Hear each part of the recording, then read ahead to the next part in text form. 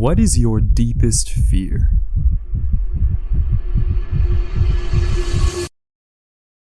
Bloodborne is a game built on fear, congested with countless eldritch horrors, the kinds you couldn't even find in your own nightmares. The city of Yharnam, a once prosperous place, is now plagued.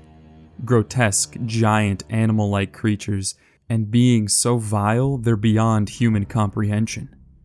Upon your arrival, you are administered some kind of blood, and in doing so, you sign a contract. All you know now is that you're a hunter, and hunters slay these wretched beasts. Some of these beasts can't even be seen until you acquire enough insight. Without this insight, one would go mad, lose their mind at the sight of such a beast. A single saying echoes throughout Yharnam: fear the old blood. But this burning question of why eats away at you. Why did Yharnam come to this? Why are these streets full of deranged people and horrifying creatures? Why must you fear the old blood? The answer lies within a disturbing truth, a reality of what these beasts truly are, the reality of what you can become.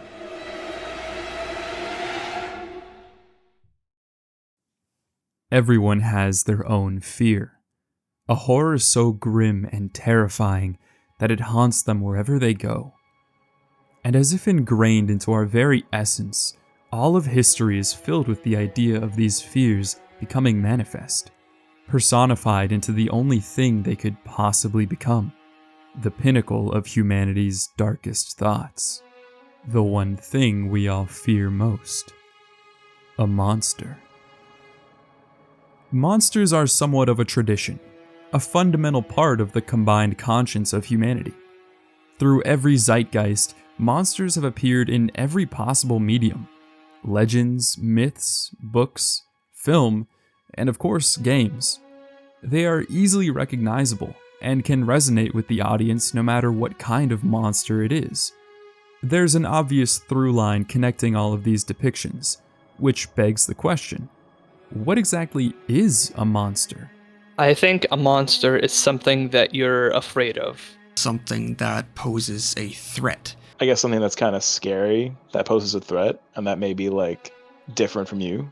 I would say a monster is a creature that embodies fear, something that's made to be either horrifying or strange to most. I think in the most general sense, a monster is a vessel for human fear and disgust in a form that can sort of be understood and spread easily.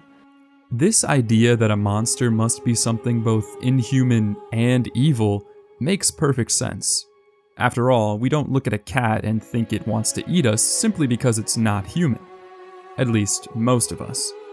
That ill intent of a monster gives us a reason to dislike it, to frame it as an antagonist. The actual definition of what a monster is states an imaginary creature that is typically large, ugly, and frightening.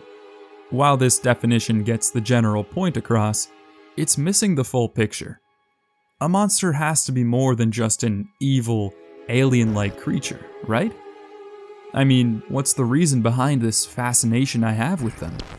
What makes monsters so prominent in our culture? The oldest and strongest emotion of mankind is fear, and the oldest and strongest kind of fear is fear of the unknown. During my first Dark Souls playthrough, I remember vividly my first encounter with the Gaping Dragon. After suffering through the depths for what felt like ages, I finally found myself entering this massive room with broken pillars and water flooding the shattered ground, leading to a steep waterfall near the back of the room.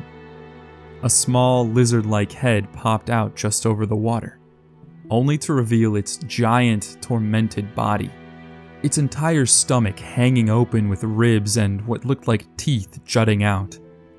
Being the first truly colossal boss you fight in Dark Souls, I was absolutely terrified the first time I saw it. And this is the end goal. A monster is supposed to scare you. From horror games to action shooters, monsters are meant to either inspire fear or appeal to the feeling of overcoming it. The bigger or scarier the creature, the greater sense of achievement you get from defeating it, or on the other hand, the more hopeless you feel as it preys on you. But why is this? What is it about this basic vision of a monster, an inhuman, eldritch creature so different from ourselves, that makes us so emotionally vulnerable? No One Lives Under the Lighthouse keeps you in the dark. A remote island, home to a lighthouse, is in need of a new keeper, as the previous one disappeared without a trace. You fill in their role and are sent to this island, alone. Or so you think. You make your way to a small house to find food still laying on the table, candles lit, and a bed unmade. Questions claw at your mind. What happened to the old keeper? Why did he just leave all of his stuff here? You do all your menial tasks, keeping the lighthouse shining each night, but strange occurrences begin to take place. Something fell from a window. You swear you saw it, but there's nothing outside. Puddles of some sort of sludge keep showing up around the island, in the lighthouse, on the beach, in your bedroom. This all has to be your mind playing tricks on you, right? I mean, you're all alone on this island, right? No one lives under the lighthouse, right? The dark can be paralyzing. A lack of vision, lack of knowledge, that is what real fear comes from. It's what makes these monsters scary. The unfamiliarity. When we don't know everything, or can't understand something, we feel almost helpless. There are two different kinds of monsters, and yet they each still prey on the same fear, the fear of the unknown. The first is what we typically see in a monster, an over-exaggerated variation of something that we're used to. For a simple dragon or zombie, while they do feel alien to us since they obviously don't exist in our world, we do have lizards, and of course we have people. These small parallels, that slight sense of familiarity with a monster, can make them even more terrifying. You get the sense that maybe they really could exist. In Ocarina of Time, there are creatures known as redeads. These husks perfectly encapsulate this innate feeling of familiarity, as they look humanoid, almost zombie-like. They can be found in multiple areas, including the Castletown ruins, as well as the graveyard in Kakariko. Could these have once been people? The second kind of monster is one that is truly foreign. The massive amalgamations of flesh or formless entities, things we have no reference to whatsoever. These kinds of creatures simply don't exist in our reality, and there's nothing even close to relate it to. But even these abominations, beyond our understanding, can still hold a sliver of familiarity. After several nights working at the lighthouse, a monster finally shows itself. But not to you. Rather, it shows itself to the player character, putting you in the perspective of the monster, chasing after yourself. You can't see what this monster looks like, other than its long, spider-like appendages. Even though you can't see it, your mind still scrambles to put together what it could look like. Perhaps it is simply a giant spider, just as its legs suggest. But you don't really know. You're still in the dark. Is this really a monster? Or just some hallucination? No one lives under the lighthouse, right? I find some of the most bone-chilling of these abominations are bosses. From the Golden Dragon in 1975's D&D to Consort Radahn, boss fights are a tale as old as time, and their designs are integral to creating an intimidating atmosphere. It's a perfect formula to make a boss as terrifying and imposing as possible, as just like with the Gaping Dragon, it makes the feeling of conquering such a being that much more satisfying. With this knowledge, I'm incredibly interested in learning what are some people's most terrifying experiences within a boss fight. One of the big ones that stands out to me is the Rat King in Last of Us 2. The start of the fight, you're in an ambulance and you're in the dark and your flashlight pans up when you just hear this like weird noise to a doorway that was previously empty that's now filled with this horrifying amalgam of corpses that's actively trying to kill you. It was realizing that there was a second phase to Melania. I didn't know much going into the fight. I simply knew that she was difficult. And she was. It took all I had to get her through that first phase, and I thought that would be enough to kill her. And as I was watching the cutscene with like pure just joy that I finally made it, I saw the flower forming. I was like, oh, it's her death animation. And then I saw it bloom. And oh my god, this shit, like all the stages of grief, like denial and then bargaining and then just the realization that I am dead. When she said, you will experience true horror, I have never been more afraid in a boss fight. Nothing has scared me more than that. Random events, unexpected enemies, and a phase 2 of an already horrifying boss, it all hinges on that fear of the unknown. But is that all you need to create terror? In Shadow of the Colossus, there are 16 colossi to defeat, many of which are these ginormous, mysterious creatures. The sense of scale is incredible as you climb onto them, stabbing them in their weak spots, attempting to topple these giants against all odds.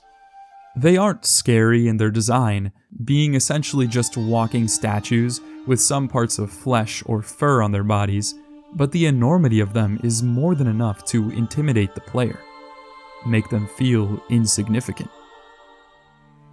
Something stands out though.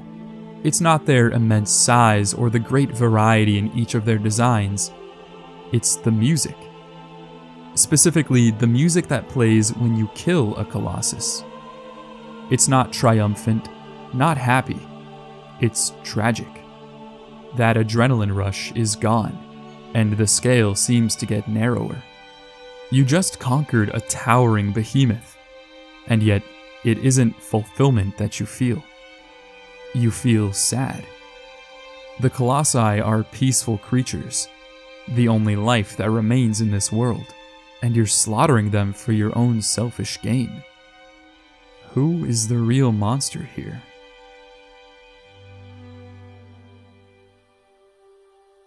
After beginning your hunt in this cursed land of Yharnam, you will come across a small girl speaking to you through a barred-off, chained-up window.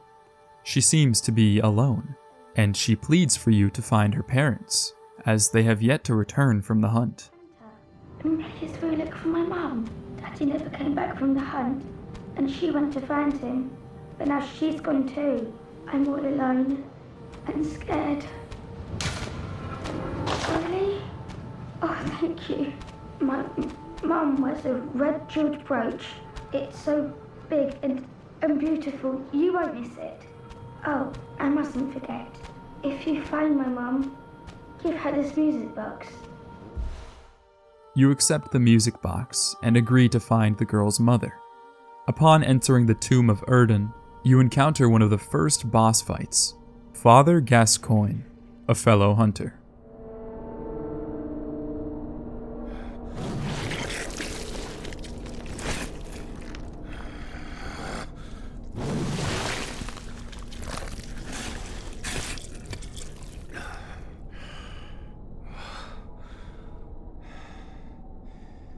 Beasts all over the shop.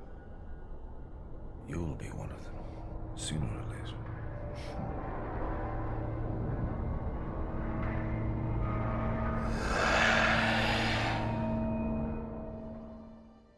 It's unclear why, but he attempts to murder us, saying that we'll become a beast soon enough.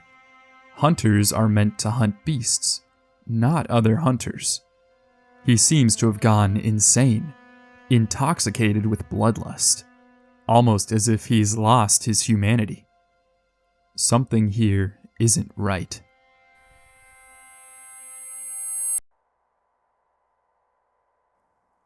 Anatomy is a game about breathing. It asks what it means to be alive, and is one of the most blood-curdling games I've ever played. We begin in a house. Aside from the pitch darkness, it appears to be a normal home. Couches, a TV, paintings on the wall, but we appear to be the only one here. When entering the kitchen, we find a tape and a tape recorder lying on the table. We play the tape.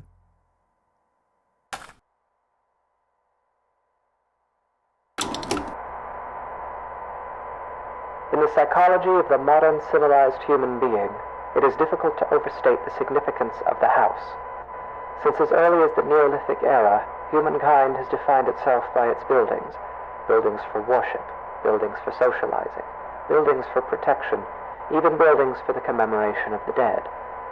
But of all the structures that mankind has invented for itself, there is little doubt that the house is that which it relies upon most completely for its continued survival.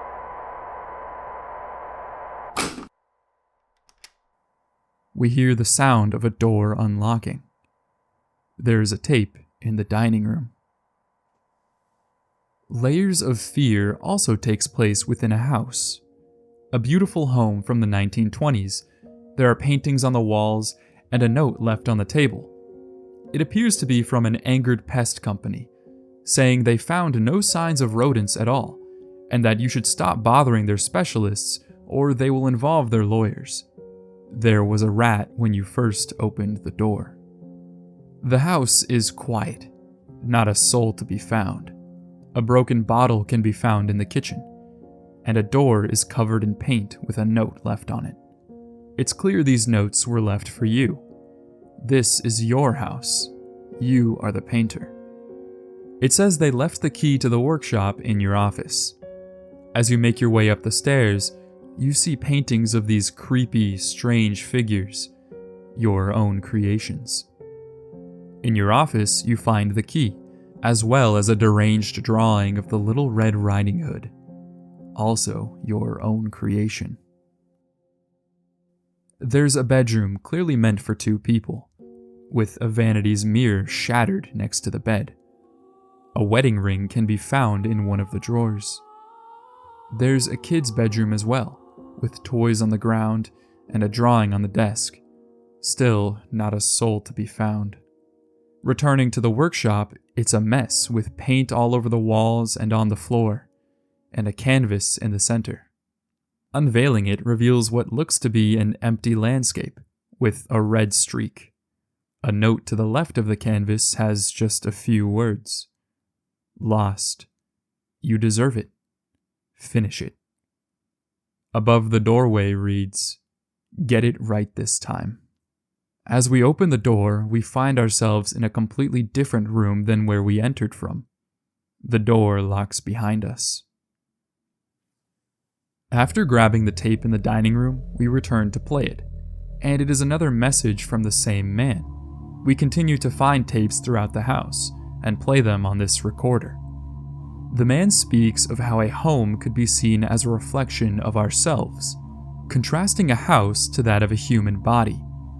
A living room to a heart, hallways and corridors to veins, and windows to eyes. The bedroom is perhaps the room that most eludes direct comparison in this fashion. At a stretch, and allowing for a bit of poetic sympathy, it might be said that the bedroom is not unlike the human mind, or those parts of it which dictate thought and imagination. In the bedroom, dreams are dreamt, passions are ignited, epiphanies are experienced in cold sweat at early hours. In the bedroom is where people invariably spend the majority of their time, though comparatively little of it whilst conscious.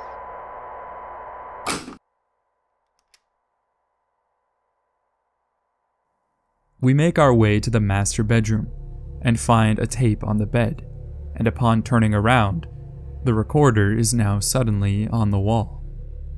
The door has vanished, and disturbing paintings now cover the walls, close-ups of teeth, x-rays, and perhaps a throat. In this tape, he compares a bedroom to a mouth, the place we go to sleep each night, completely shutting ourselves off from reality, the place we become most vulnerable. It is here that we place ourselves most at the house's mercy, and spend each night hoping that it will not bite down.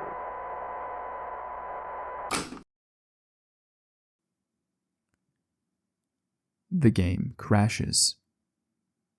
As we make our way through these rooms, the house twists and contorts like some kind of creature, adapting to you. Doors will open, close, and lead you into new rooms. It's like it wants you to traverse these passages. Paintings on the walls distort themselves, and rooms slowly deteriorate. None of this makes sense. It's like a bad dream. Among this maze of unfamiliar halls, you eventually find a room you do know, the kitchen. But something isn't right. As you walk towards the pantry, a knife lands next to you, and the lights go dark. Fruit pours out from the painting, revealing a piece of skin, something you need for your painting. We find ourselves back in the workshop, and continuing to work on the canvas, it morphs into this indescribable horror. What on earth are we creating? This cycle continues as we move through these ever-changing corridors, all in the name of this painting. Dialogue and items we pick up reveal that this home was once brimming with life, but that life suddenly stopped. There's a reason this home is empty. There's a reason you've gone mad. Relaunching the game, we find ourselves back where we started. The house still dark, still empty.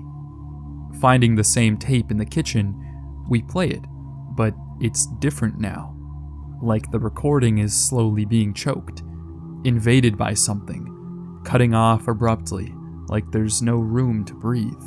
Humankind is defined at the end. Of all the structures that mankind has invented for itself, there is little doubt that the house is that which it relies upon most completely for its continued survival.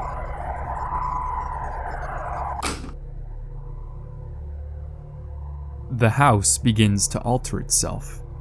Objects glitching through walls, faint tendrils fill the air, paintings fade in and out of reality.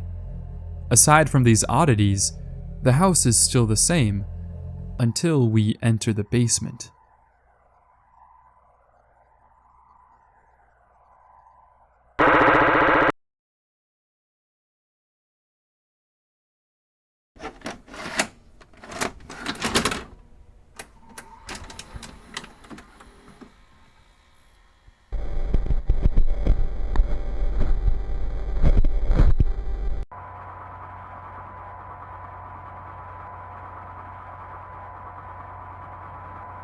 The house is in pain. Entire rooms missing, beating organs bursting through the walls. The house is awake. Finally, it guides us back down into the basement, the dark subconscious.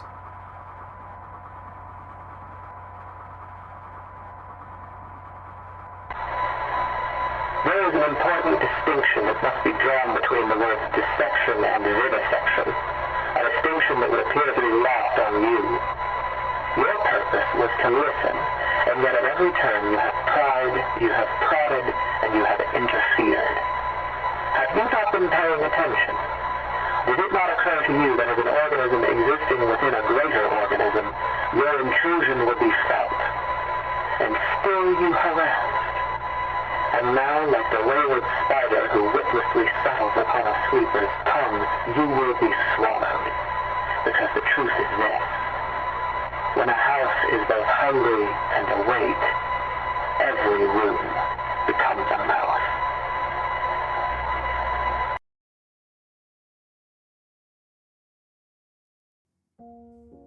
These games both imagine one of the most horrifying kinds of a monster. That of a home. What if a home could think, could feel, change, adapt to you? breathe? What if the place we all feel most protected in, most safe, turned on us? Anatomy defines a house as its own organism, longing for someone to reside within it. But when it becomes betrayed, stripped of its purpose, abandoned, it grows a deep hunger, so much so that it may resent that which it once so desperately needed. There's a reason abandoned homes are so horrifying. That hunger only grows with each passing day. Layers of Fear, on the other hand, doesn't see a home as separated from those who live within it, but rather an extension of them. This house may appear hostile towards the artist, but in truth, this building is nothing more than a reflection of his own mind.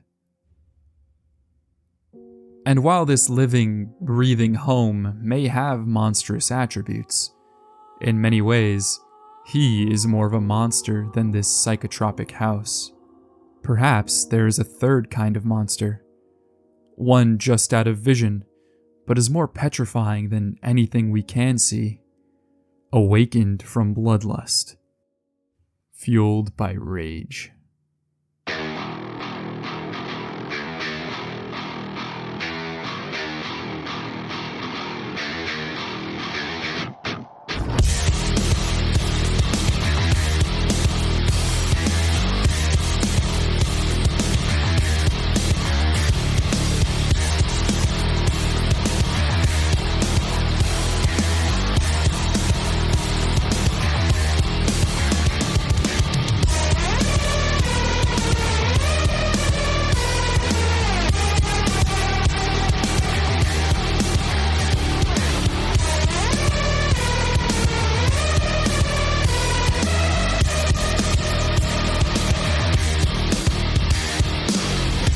Doom is a game riddled with disgusting, gruesome demons, and yet not once while playing do they ever frighten you. Instead, they are the ones that are afraid, and the only thing they fear is you.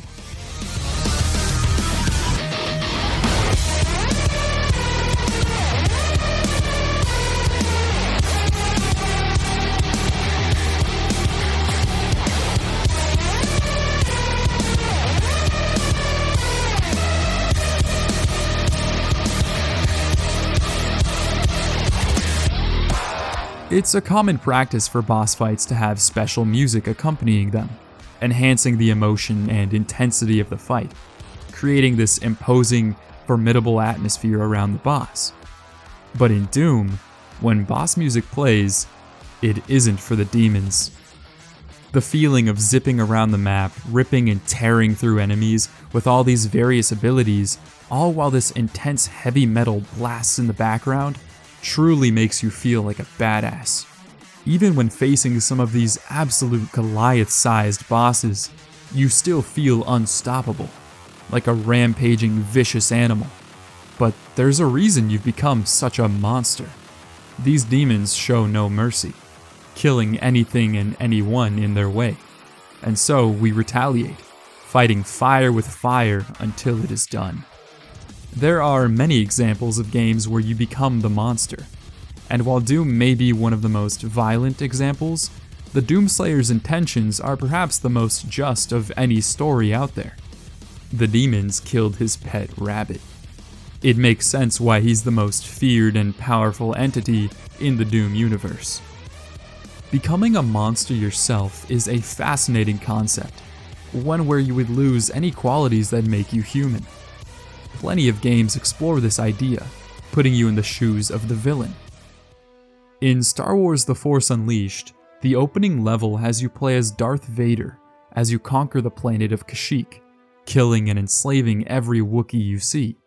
Much like Doom, you truly embody the tyranny and sheer power of Vader with his effortless Force abilities and lightsaber finesse. Nearly everyone on the planet has at least heard of Darth Vader, being perhaps the most iconic villain in all of fiction. And so it's clear that playing as him, you are committing horrible, evil acts here, and yet getting to live out this power fantasy of the most feared and formidable Dark Lord of the Sith is fun. When you're on the opposite end of things, maybe being a monster yourself isn't all that bad. In Dead by Daylight, the feeling is much the same. It's a 5-player survival horror game where one person gets to play as an iconic horror villain, and everyone else has to try and escape. You can play as all sorts of famous villains from Michael Myers to a Demogorgon, and man can it be fun. When playing with friends, hearing them beg you to let them live or scream in terror as they run from you is hilarious, and it's strangely satisfying when you finally catch them. Again, this picture is being painted that getting to fill the shoes of the monster is exciting. In Call of Duty Modern Warfare 2, things are different. There's a mission known simply as No Russian. Private First Class Joseph Allen is tasked with an undercover mission in Moscow, Russia. Makarov, the leader of an ultra-nationalist terrorist cell, needs to be stopped, and with Private Allen right next to him, he will gain vital information. But playing as Allen, it's just as Shepard told you. It'll cost you a piece of yourself. Remember, no Russian.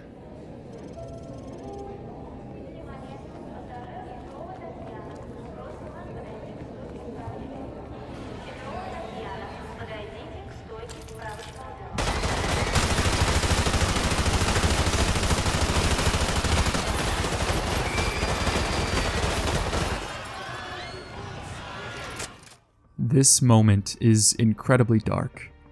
This single mission was a watershed moment in gaming history, and it made Modern Warfare 2 easily the most controversial game at this point in time. The surreal, disturbing imagery of taking part in a terrorist attack to this degree was unseen in any video game. But what makes this any different from something like Doom?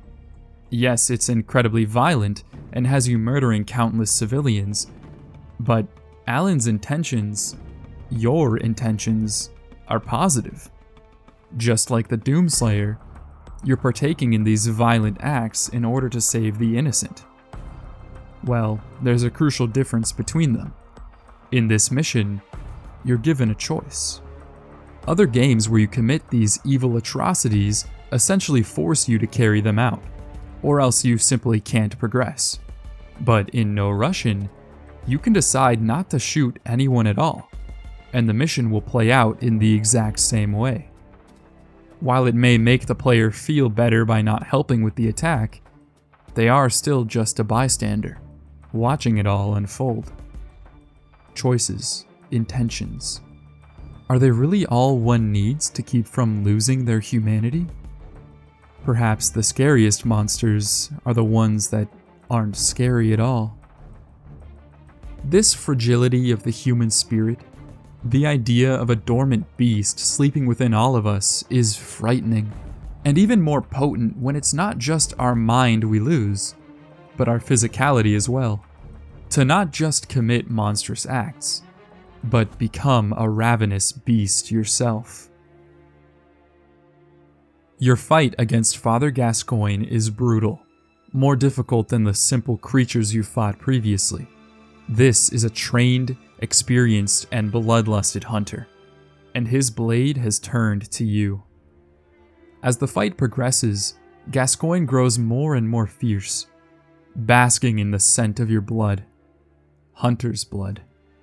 Eventually, nearing the end of the fight, he transforms, erupting into this horrific beast with fur and massive wolf-like claws.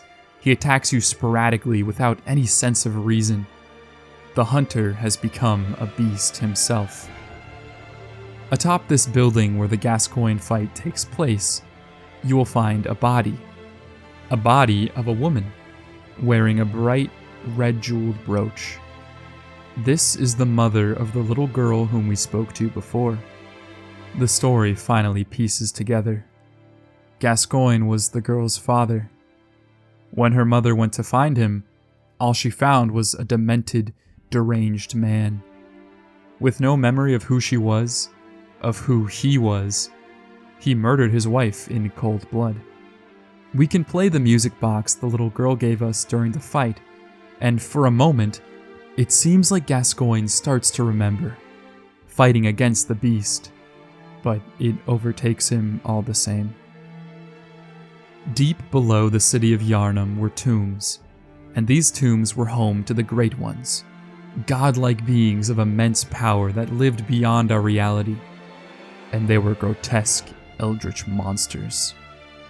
The scholars that discovered these Great Ones used their blood, the old blood, to achieve a similar state of mind, to heal any disease, to gain power, to become a god themselves.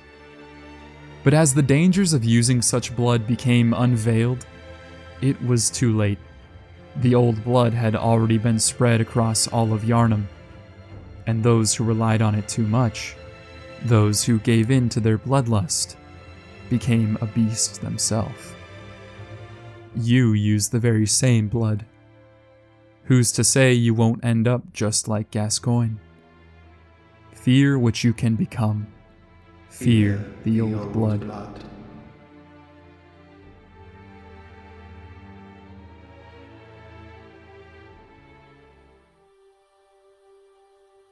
Everyone has their own deepest fear, and yet a monster is still that perfect universal fear that everyone will share. This is because of the very nature of what a monster is meant to do. Regardless of its design or intentions, a monster is meant to not just invoke fear, but embody it, be a manifestation of our worst terrors. If done well enough, a monster can not only be scary, but compelling as well. In Father Gascoigne's case, his daughter is left all alone, and in this blood-altered state, he killed the woman he loved. But monsters don't always need to embody fear.